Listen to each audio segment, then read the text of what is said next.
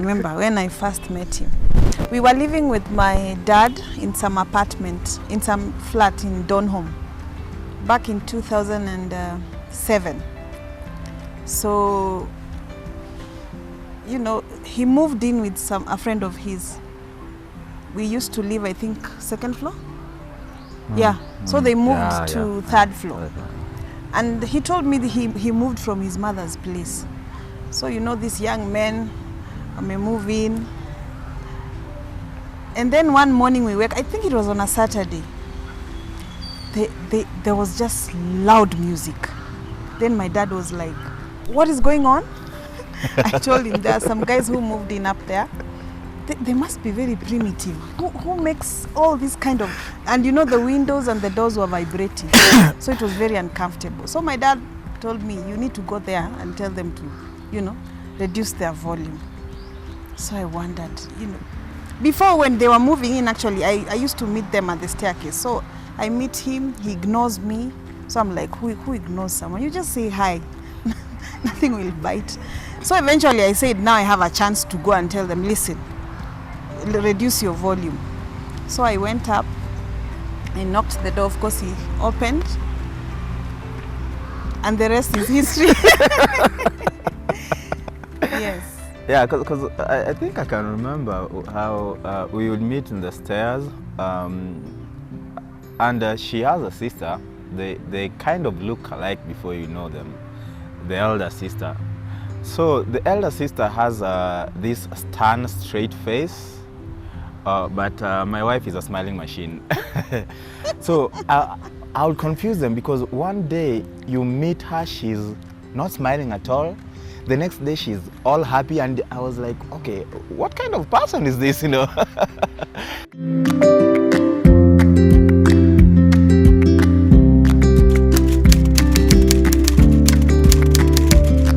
Just like I've said, when I first met her, there was this happy face. You know, like I've said, she's just a smiling machine. So she's just always been that jovial person that you would want to be next to. So, you know, happy people are good people generally. So she came across as a person that you can trust, you can make a conversation with, and someone who can actually calm you down when you are going through a bad moment, yeah. The first time I saw him, I think I just met a normal guy, you know, like he came around, he's tall, he's handsome, you know, he invited me for a few dates. Which you turned down, which all of them. I didn't, I even never remembered actually. So he used to come down and knock the door. I remember that day I wasn't in. He met my sister, then he's like, where's your sister? She went somewhere, you're supposed to meet? Yeah, I was supposed to go for, you're supposed to take me for a movie. Swimming. A movie and swimming, I think. I wasn't interested, I think. Oh. So I never used to remember those dates. But eventually, you know, he never gave up. So he could invite me up for lunch, we talk. I just liked him.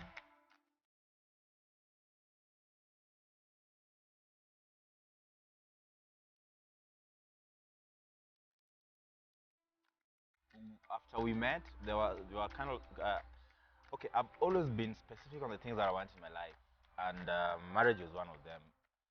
So when I met her, there was an instant when we went for a family friend's wedding, and when we went there, she can't remember probably. We met my mom. I remember. Yeah. And my mother, I rarely introduced her to my lady friends. And when she met her, she was so excited and she really liked her. So she called me aside and said, hey, don't waste time there. Do the right thing. Work in silence.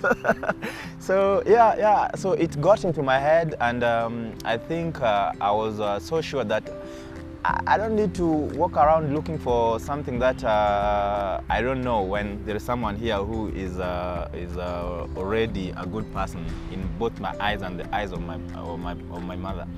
So that's how the dating period became shorter.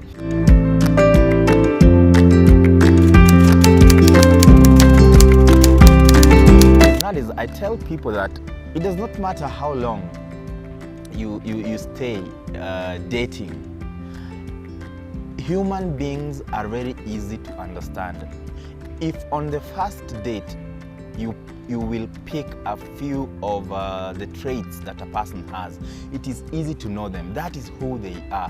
But people choose to ignore and say, let me give them another chance, see, come on, you know. So it does not matter. You can date someone for a week and get married for 100 years. You can date someone for 100 years and divorce after a week of marriage. Yeah, so it doesn't matter. If you find someone that you really, and you have to understand why you're getting into marriage.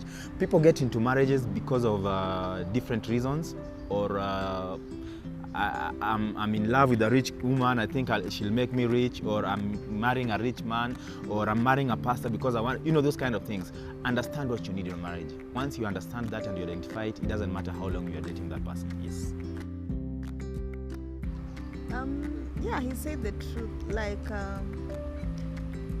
you learn someone, because when we got married, now we fought, we argued, you know, but towards, I learned about so many things about him, what he doesn't like, what he likes. So eventually we are now friends. We don't fight anymore, you know, because I know when he's up, I need to go down. When I am up, he needs to go down. That's how life is. Just like, it's like having when you're having a baby, your first child. People will tell you, you don't need to handle the baby this way, you need to do this, you need to feed him this way, you need to make him sleep this way. But eventually, 3 months down the line, you eventually know, you just know how to handle your baby, your own way. Yes, the way that you think is comfortable. So that's how marriage is. You learn your partner, and life moves on. Are you calling me baby on national television? No, it was an example. Okay. We don't call each other. We used to call each other babes. So when we had my last child, he started calling us babes. We used to call ourselves babes.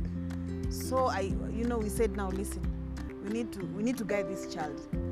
Now you call me mom, I call you dad. So the baby started calling us mom and dad. Up to now, I still call him mom. Sometimes you go out and people look at you, hey dad, is this the father? Oh. Yeah, but I just call him dad, he calls me mom. Yes.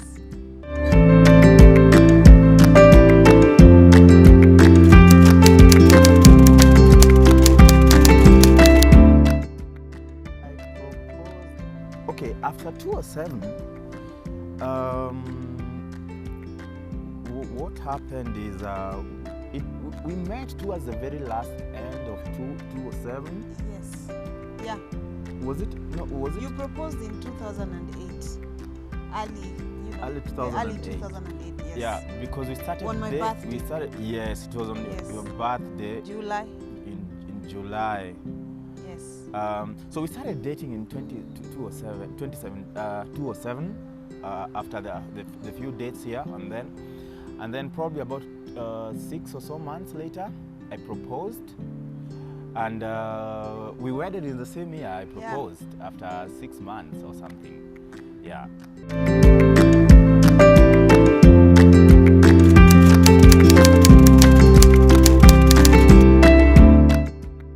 When I met him, he had a good job, so he used to give me a lot of money. He had a good job. So 3 months or 4 down the line, just when we were about to wed, things again went. That's when things started. That's when now the journey started. Just before I got married to this man, he had nothing. We have booked a venue, we have booked caterers, we have booked everything. And I'm telling him, where is the money? There is no money. So our parents had to chip in. The mom and my parents chip in, give us something small. We scaled down. We didn't even pay some. Yeah, yes. Yes, I can remember. I don't know what happened. We had nothing. So when we wedded, We scaled down the wedding from whatever we had in plan. Yes. It was very small, tiny wedding. yes, and I remember someone told me before I got married.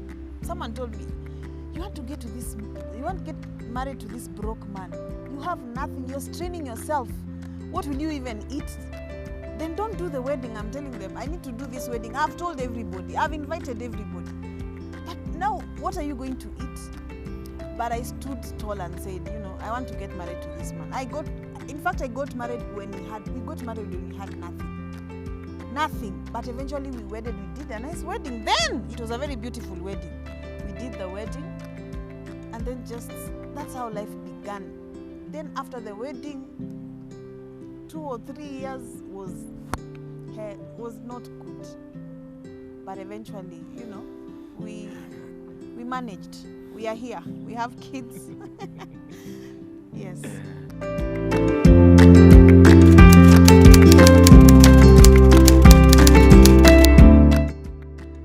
first year of marriage, I don't even want to remember that because it was a roller coaster of problems today, tomorrow.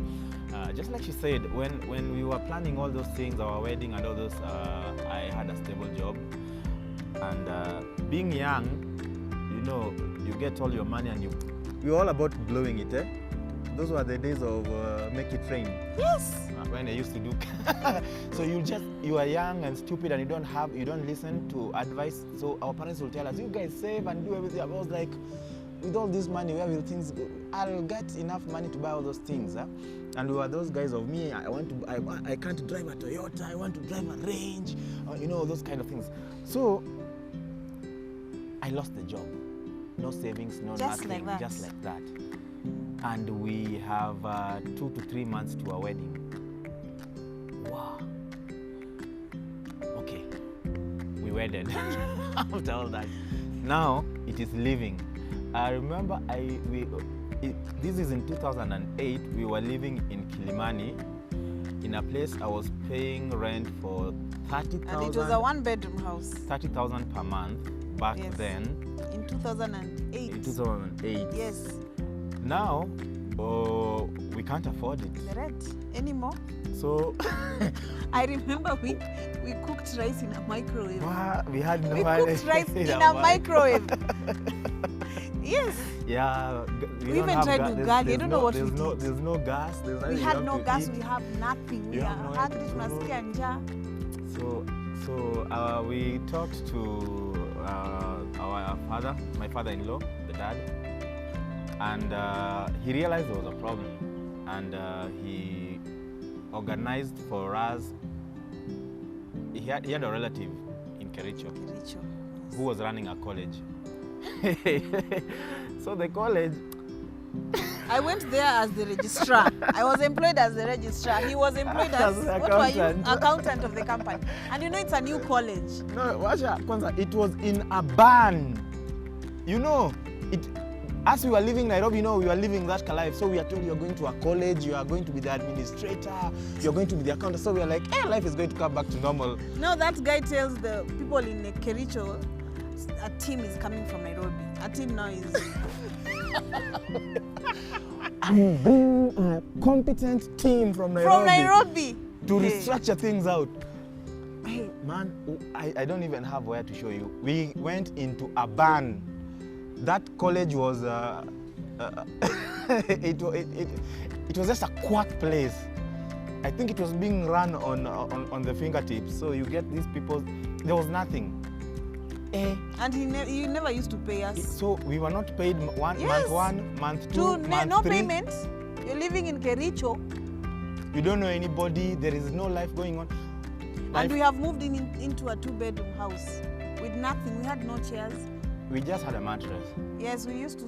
And it was so cold. Yes, we used to squeeze that mattress in one corner. So we can feel warm. Then I told him, instead of ati vyombo tupeleke kitchen, hii nyumba ina kitu daddy. So I told him this room will be the kitchen. I will put my vyombo kwa hiyo corner, and I was expectant. She was expectant. Yes, the first year. Very I will expectant. put my vyombo in that corner, we sleep in the other corner. So alafu kuoga some mtotoka muende. Sasa nyumba hata curtains haikuwa nayo. Bedroom studio, we had put this Masai, whatever, shuka. Yeah. It was crazy. So the mother called her, like she said. Then when I went home. Then we started working things out. Yes. The first year of, if we were never to be together, actually what I would say, if she was materialistic, there would be no marriage now. Because she came at a time when I was doing very, very good, and then nothing. You lost everything. Nothing. I had no savings. But here we are many years later. Now we can't complain.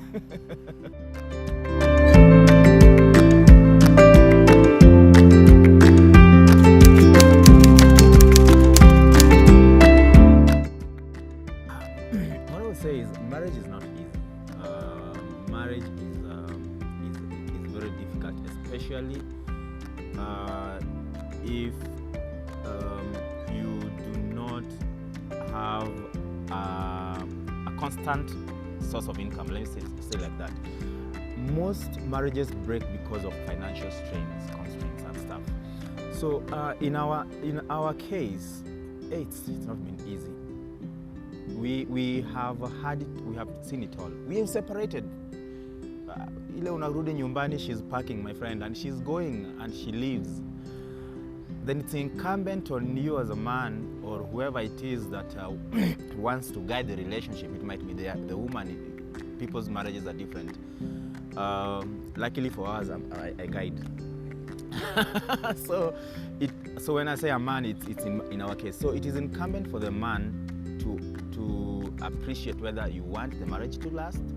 If you don't want, then you will have to let it go. But in my case, I'm one of those people who believed in my marriage, and I always tell her that there's nowhere she'll go.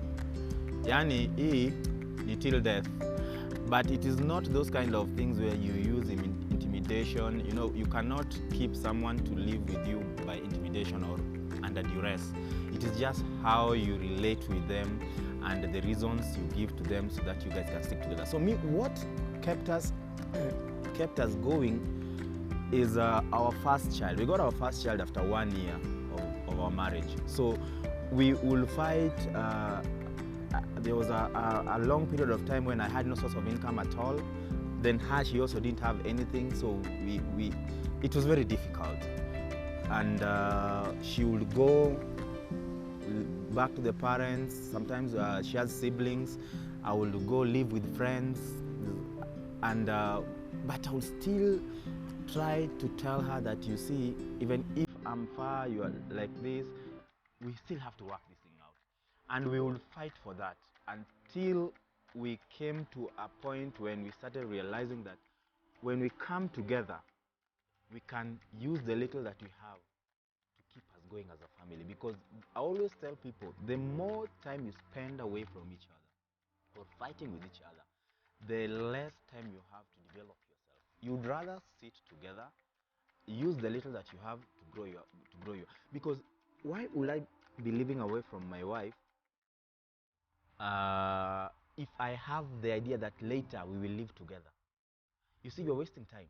So you'd rather come together, sit down and put your brains together and move forward as a family. It is not easy. It is never easy.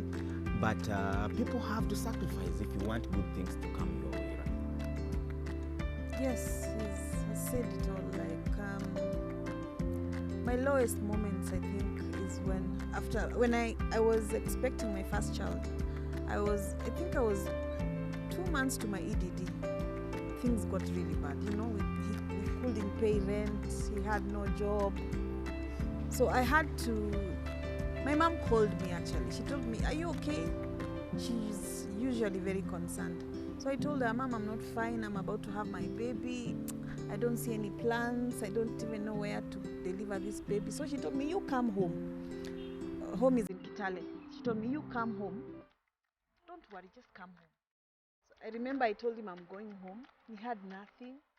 In fact, my mom is the one who sent me fare to go back home. So I took a matatu. I was very, 2 months to my EDD. I'm tired. So I took a matatu home. I went home. I remember when I got home, my mom I looked at my mom and just wept. Like, I'm not supposed to be here, He's away from me. I'm not supposed to be here. I am a married woman. What am I doing in my father's house? Do you know the way you feel? Your other sisters are living with their husbands. You are there back home expecting a child. That's another thing. If you will say you are coming to visit, and there are people around wondering, why is she home? The way people talk. But my mom is a strong woman. She welcomed me. She gave me. I actually gave birth with, I think, 200 shillings. Yes, I had my child. I went home. She took care of me. 3 or 4 months down the line is when I went back. So I went back. Life challenges again. Through the process of taking the kid growing, there were challenges. No rent. Sometimes there's no money to buy food. So there's a time I got mad. I just moved out again and said, Dad, you're not stepping up. You're the man in this relationship. You need to step up. The way we pressure, men, like, you are the man, you are the head, I'm the, neck, Daddy, step up. So I moved out. I was so angry I moved out. And one thing that I liked about him, he went and stayed with some friends and hustled. I don't know what he was doing. But the thing that really made me happy is that when he got any money, sometimes he will get 3,000 shillings. He will call me. Where are you? I used to work. I can't remember where. He tells me, I tell him, Niko job. So he tells me, I got some money. I want you to come, we meet at the supermarket. Unajua sasa hiyo unafikiria huyu ameangukia ni madola. Na sasa hiyo ameangukia 3,000. He comes to the supermarket, we buy maziwa, we buy Pampers, we buy everything, food. Anabaki na 200 shillings. Then he tells me, now you can take these things to the kid. Let me go and hustle. So all the time, hata akipata 1,000 ananitumia 500 akipata. That is, I just liked him. He used to he took care of us while we were away also. Yeah. So eventually we came back again. I have moved out like how many times? Twice. Let's not go there. Yes. I'm so not good in maths.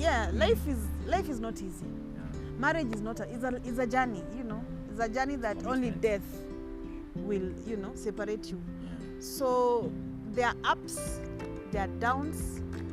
You need to just stick to it. Yes, because I knew when I moved out, I didn't have the intention of I want to get another man and get married. I just said, let me move out to make him, think or step up. So I used to move and wait for him to pull up his socks.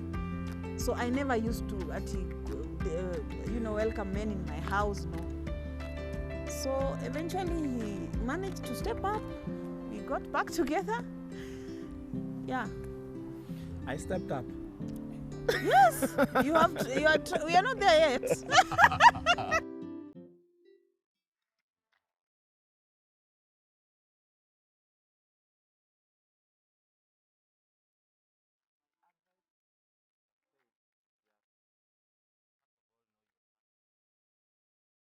Know the reason why you're getting into that marriage. Don't expect heaven in a marriage when you're delivering hell. And there is, just like roses, there are thorns, there are the petals, it smells nice, it pricks, all those kind of things. So a marriage is never easy. Don't be afraid to ask for help. Don't be afraid to tell people the things you're going through. My friend, these are some of the things 5 years ago we will not want people to know because you have not lived life. But now we are saying them because we understand. If you're in that situation, that too shall come to pass.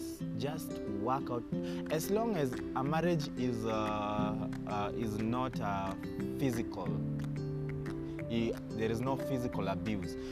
You can how do I say? Unaweza vumilia. Yes. What I can advise on marriage is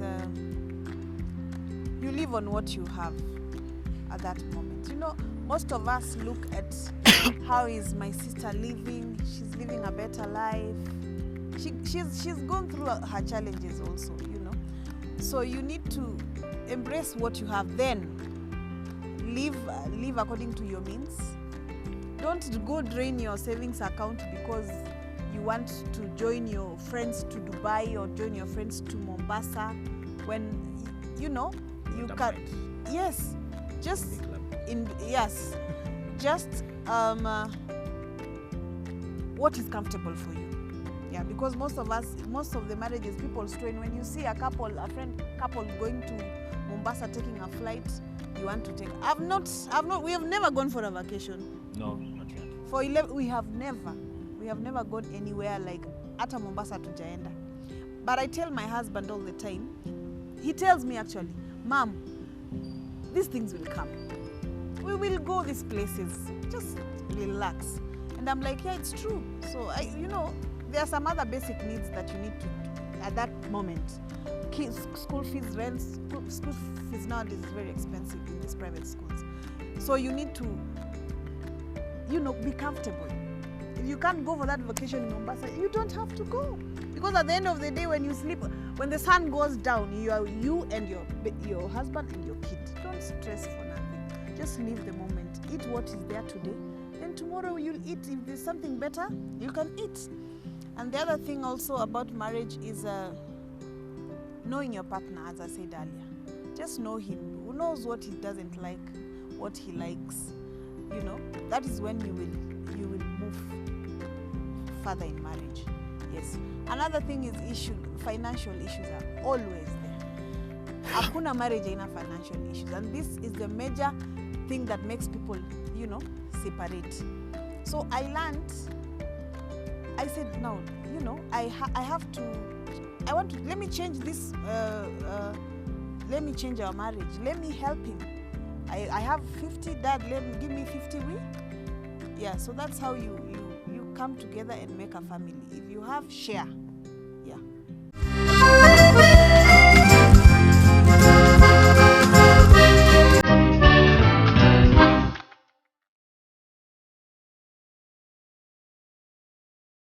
Very much simple.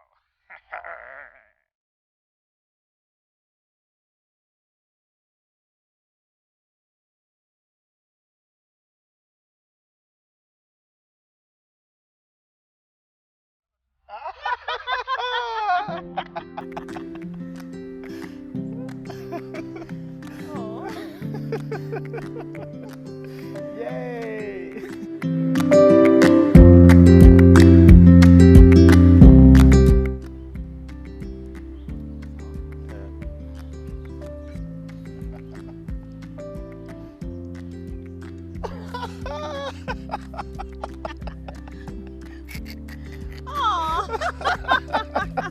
High five! So far, so good.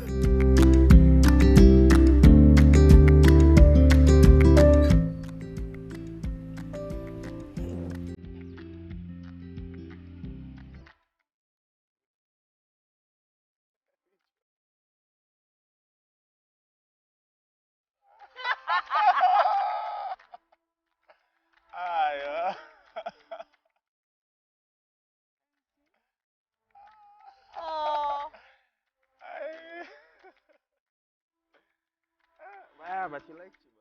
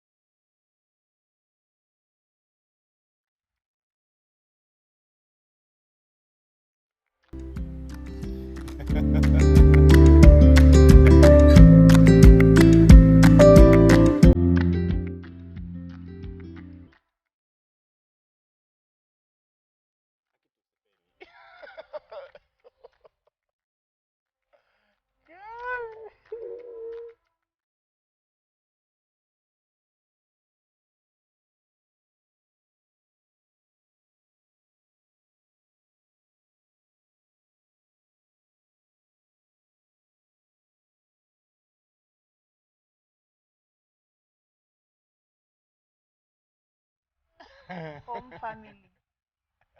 Yes. Yeah. Same thing, right? Yeah. A home is It's us. a family.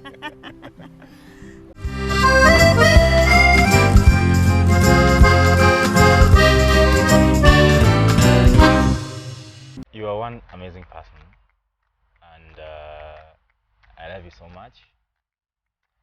I think if I was to get married again, with all the choices in the world, I would still locate you because you are one person who understands.